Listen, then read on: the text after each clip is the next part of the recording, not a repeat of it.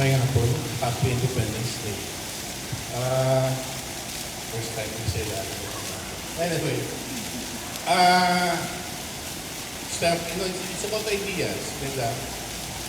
7 years took the idea to make real. But again, I think imagination and dreams should follow the dreams into reality. That's the process.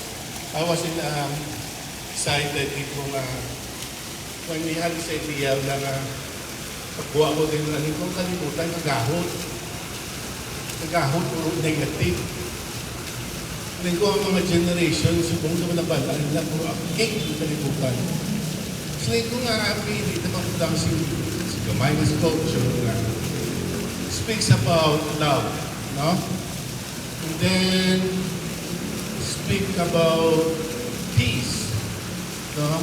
So ka namin lang kabutang kayo sa kabutang, ibigin mo na siya perfect na tao to robot na siya ganun. Pero it's the idea and the meaning that is very, very important.